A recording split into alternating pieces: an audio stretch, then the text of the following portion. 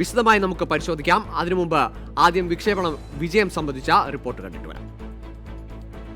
രാവിലെ 9:30 ശ്രീഹരിക്കോട്ടയിലെ സതീഷ് ധവാൻ ബഹിരാകാശ കേന്ദ്രത്തിൽ നിന്ന് ഇന്ത്യയുടെ എമിസാറ്റ് ഉൾപ്പെടെയുള്ള 29 ഉപഗ്രഹങ്ങളുമായി PSLV C-45 കുതിച്ചുയർന്നത്.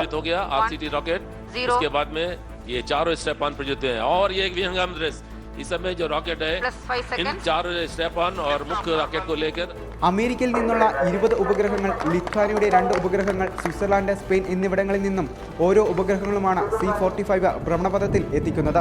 ഉപഗ്രഹങ്ങളെ ആദ്യമായി ഒരേ സമയം 3 വ്യത്യസ്ത ഭ്രമണപഥത്തിൽ എത്തിക്കുന്നതാണ് ദൗത്യത്തിന്റെ പ്രധാന പ്രത്യേകത.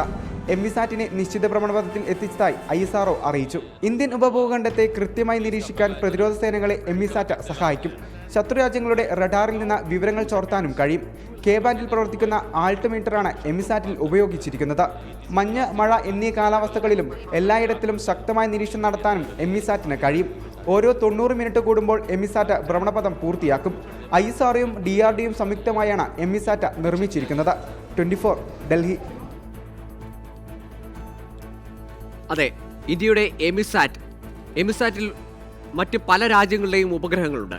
അമേരിക്കയിൽ നിന്നുള്ള 20 ഉപഗ്രഹങ്ങളുണ്ട്. ലിത്വാനിയയിൽ നിന്നുള്ള 2 ഉപഗ്രഹങ്ങൾ, സ്വിറ്റ്സർലാൻഡ്, സ്പെയിൻ എന്നിവിടങ്ങളിൽ നിന്നുള്ള ഓരോ ഉപഗ്രഹങ്ങൾ എന്നിവയാണ് C-45 ഇന്ന് ഭ്രമണപഥത്തിൽ എത്തിച്ചത്. എമിസാറ്റ് ഒഴികെ ബാക്കിയുള്ളവയെല്ലാം വാണിജ്യ വിക്ഷേപണ ഉപഗ്രഹങ്ങളാണ്. എമിസാറ്റ് ആകട്ടെ പ്രതിരോധ രംഗത്ത് നമുക്ക് ഏറെ സഹായകരമാകുന്നതും. നമുക്ക് നോക്കാം എമിസാറ്റിന്റെ പ്രത്യേകത എന്തൊക്കെയാണ്. പ്രത്യേകിച്ച് ഇന്നത്തെ ഈ PSLV C-45 വിക്ഷേപണം ഉപഗ്രഹങ്ങളെ ആദ്യമായി ഒരേ സമയം 3 വ്യത്യസ്ത ഭ്രമണപഥങ്ങളിൽ എത്തിക്കുക എന്നതായിരുന്നു ഈ ദൗത്യത്തിന്റെ ഏറ്റവും വലിയ വെല്ലുവിളിയും ഈ ദൗത്യത്തിന്റെ ഏറ്റവും വലിയ പ്രത്യേകതയും.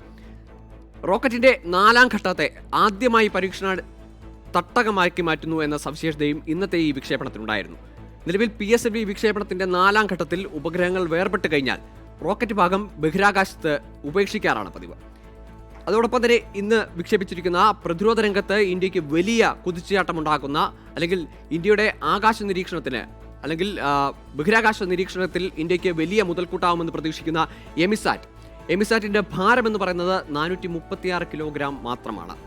ഇലക്ട്രോണിക് ഇന്റലിജൻസ് സാറ്റലൈറ്റ് അഥവാ എമിസാറ്റ് പ്രതിരോധ ആവശ്യത്തിന് മാത്രമുള്ള ഉപഗ്രഹമാണ് ഇന്ത്യയുടെ ഉപഗ്രഹം. ഈ PSLV C-45 മറ്റ് നിരവധി രാജ്യങ്ങളുടെ ഉപഗ്രഹങ്ങൾക്കൊപ്പം ഇന്ത്യയുടെ പ്രതിരോധ ആവശ്യത്തിനുള്ള വാണിജ്യ ആവശ്യങ്ങൾക്കുള്ള മറ്റു ഉപഗ്രഹങ്ങൾ ഒഴിച്ചു നിർത്തിയാൽ ഇന്ത്യയുടെ പ്രതിരോധ ആവശ്യത്തിന് മാത്രമുള്ള എമിസാറ്റിന്റെ വിക്ഷേപണം. എമിസാറ്റ് ഇന്ത്യക്ക് സഹായമാവുന്ന DRDOയുടെയും ISROയും ചേർന്ന് നിർമ്മിച്ച എമിസാറ്റ് പ്രതിരോധ രംഗത്ത് അതുപോലെ തന്നെ ബഹിരാകാശ നിരീക്ഷണ രംഗത്ത് ഇന്ത്യക്ക് വലിയ മുതൽക്കൂട്ടാവുമെന്ന് തന്നെയാണ് പ്രതീക്ഷിക്കപ്പെടുന്നത്. ഇന്ത്യൻ ഉപഭൂഖണ്ഡത്തിൽ മുഴുവൻ കാര്യക്ഷമമായ ഇലക്ട്രോണിക് നിരീക്ഷണത്തിന് നമുക്ക് ഈ ഉപഗ്രഹം കൊണ്ട് കഴിയും. ശത്രുരാജ്യങ്ങളുടെ റഡാർ നീക്കം കണ്ടുപിടിക്കാവുന്നതിൽ നിർണായക കാൽവയ്പാണ് എമിസാറ്റിലൂടെ നമുക്ക് സാധിക്കുക. കഴിഞ്ഞ ദിവസം പ്രധാനമന്ത്രി വാർത്താ സമ്മേളനത്തിലൂടെ അറിയിച്ച ഉപഗ്രഹവേദ മിസൈൽ കഴിഞ്ഞ ദിവസം പരീക്ഷിച്ചിരുന്നു. അതോടൊപ്പം തന്നെ ഇപ്പോൾ ഈ എമിസാറ്റ് കൂടി പ്രവർത്തന സജ്ജമാകുന്നതോടുകൂടി, എമിസാറ്റിൻ്റെ കൂടി പ്രയോജനം നമുക്ക് ലഭിക്കുന്നതോടുകൂടി ഈ PSLV C-45 വഹിച്ചുകൊണ്ട് ഇന്ന് ഭ്രമണപഥത്തിലെത്തിച്ച എമിസാറ്റ് കൂടി പ്രവർത്തനത്തിലെത്തുന്നതോടുകൂടി ബഹിരാകാശ രംഗത്ത് അതുപോലെ തന്നെ പ്രതിരോധ രംഗത്ത് ഏഷ്യയിലെ അല്ലെങ്കിൽ ഭൂഖണ്ഡത്തിലെ മുഴുവൻ രാജ്യങ്ങളെയും അല്ലെങ്കിൽ ശത്രുരാജ്യങ്ങളുടെ എല്ലാം റഡാർ നീക്കങ്ങൾ കണ്ടുപിടിക്കാനും നിരീക്ഷിക്കാനും കഴിയുന്ന തരത്തിൽ ശക്തമായ ബഹിരാകാശ നിരീക്ഷണ സംവിധാനമുള്ള രാജ്യമായി മാറുന്നു. ഇതാണ് PSLV C-45 മാതൃക. ഇത് ഇന്ന് എത്തിച്ചിരിക്കുന്നത് നിരവധി ഉപഗ്രഹങ്ങളെയാണ്. അതിൽ ഏറ്റവും പ്രധാനപ്പെട്ടത് ഇന്ത്യയുടെ പ്രതിരോധ ഉപഗ്രഹമായ എമിസാറ്റ് ആയിരുന്നു. ചരിത്ര നേട്ടത്തിനാണ് ഇന്ന് ISRO സാക്ഷ്യം വഹിച്ചത്. അതുപോലെ തന്നെ ഇന്ത്യയെ സംബന്ധിച്ചിടത്തോളം ബഹിരാകാശ രംഗത്തെ ഏറ്റവും മികച്ച നേട്ടമായിരുന്നു ഇന്ന് നേടിയത്. ഇനി നമുക്ക് മറ്റ് റിപ്പോർട്ടുകളിലേക്ക് പോകേണ്ടതുണ്ട്. നമുക്കറിയാം, കാലാവസ്ഥ ചൂട് ഇപ്പോഴും കൂടിക്കൊണ്ടിരിക്കുകയാണ്. കഴിഞ്ഞ കുറച്ച് ദിവസങ്ങളിലായി ചൂടിൽ ചെറിയ ശമനമുണ്ടെങ്കിൽ പോലും ഇന്നും സൂര്യാഘാത റിപ്പോർട്ടുകൾ നിരവധി ഉണ്ടായി. അതുപോലെ തന്നെ കഴിഞ്ഞ ദിവസം സർക്കാരിൻ്റെ തന്നെ നിർദ്ദേശമുണ്ടായിരുന്നു സ്കൂളുകളിൽ അവധിക്കാല ക്ലാസുകൾ ഉൾപ്പെടെ നിർത്തിവെക്കണമെന്ന്. എങ്കിൽ പോലും അതിനെയെല്ലാം ആ വിലക്കുകളെയും ആ ഉത്തരവുകളെയും ലംഘിച്ചുകൊണ്ട് ഇന്ന് സംസ്ഥാനത്തിൻ്റെ ചില ഭാഗങ്ങളിൽ കേന്ദ്രീയ വിദ്യാലയങ്ങളിൽ ഉൾപ്പെടെ തുറന്ന് പ്രവർത്തിക്കുന്ന സാഹചര്യമുണ്ടായി. അത്തരത്തിലുള്ള റിപ്പോർട്ടുകൾ നമ്മൾ രാവിലെ തന്നെ നൽകിയിരുന്നു.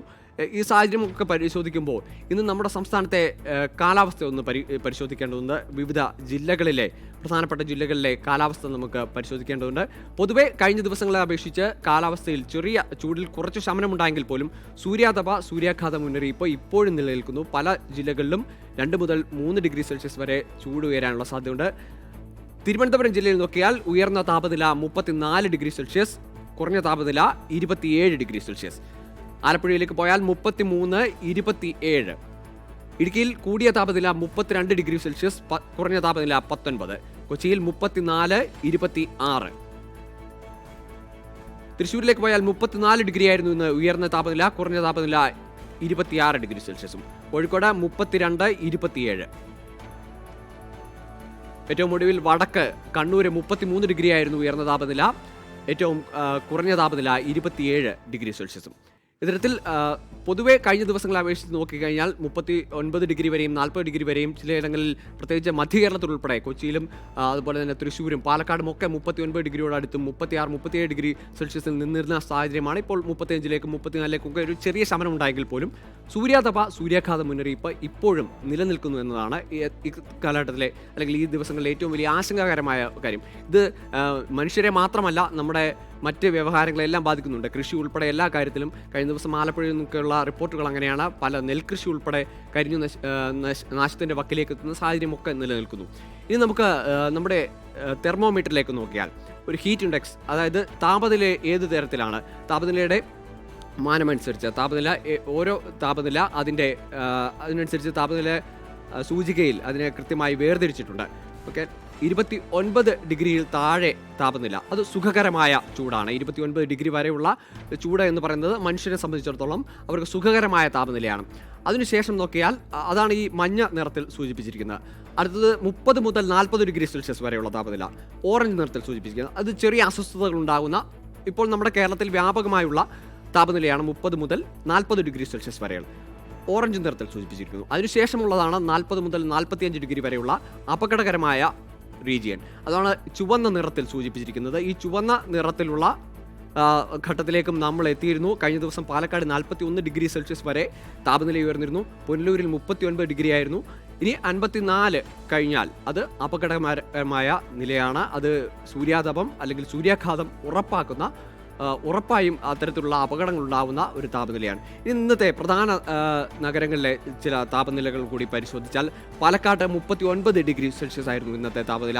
പുനലൂരിൽ 39 ഡിഗ്രി സെൽഷ്യസ്, മലപ്പുറത്ത് 34 ഡിഗ്രി സെൽഷ്യസ്, കാസർഗോഡ് 33, വയനാട്ടിൽ 27. മുമ്പേ സൂചിപ്പിച്ചിരുന്നു പാലക്കാടും പുനലൂരുമാണ് ഇന്നും ഏറ്റവും കൂടിയ താപനില ഉണ്ടായിരുന്നത്. എങ്കിൽ പോലും 40-ൽ നിന്ന് ഒരു ചെറിയ താഴോട്ടിറക്കം ഉണ്ടായിരിക്കുന്നു. 39-ൽ എത്തിയിരിക്കുന്നു പാലക്കാട്ടെ ചൂട്. അതുപോലെ തന്നെ പുനലൂരിൽ കഴിഞ്ഞ കുറേ ദിവസങ്ങളായി 38, 39 എന്ന നിലയിലാണ് ചൂട് നിലനിൽക്കുന്നത്. എന്നിരുന്നാൽ തന്നെയും മനുഷ്യർക്ക്, പ്രത്യേകിച്ച് കുട്ടികൾ ഉൾപ്പെടെയുള്ളവർക്ക് വലിയ മുന്നറിയിപ്പും മുൻകരുതലും സ്വീകരിക്കേണ്ട സമയമാണ്. ധാരാളം വെള്ളം കുടിക്കണം ഉൾപ്പെടെയുള്ള നിർദ്ദേശങ്ങൾ കഴിഞ്ഞ കുറേ ദിവസങ്ങളായി നമ്മൾ പ്രേക്ഷകരുമായി പങ്കുവയ്ക്കുന്നതാണ്. കുറച്ച് ദിവസങ്ങൾ കൂടി നമ്മൾ കൃത്യമായ ജാഗ്രത പാലിക്കണം എന്നതാണ് കാലാവസ്ഥാ നിരീക്ഷണ കേന്ദ്രവും മറ്റ് ഏജൻസികളും ആരോഗ്യവകുപ്പും നൽകുന്ന മുന്നറിയിപ്പുകൾ. ഇതോടുകൂടി ഇന്നത്തെ AR ഫസ്റ്റ് ന്യൂസ് പൂർണ്ണമാകുന്നു.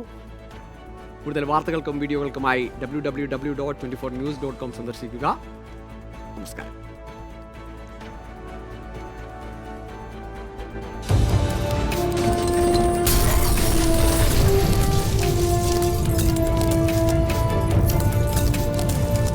Watching 24 from News Headquarters, Kochi.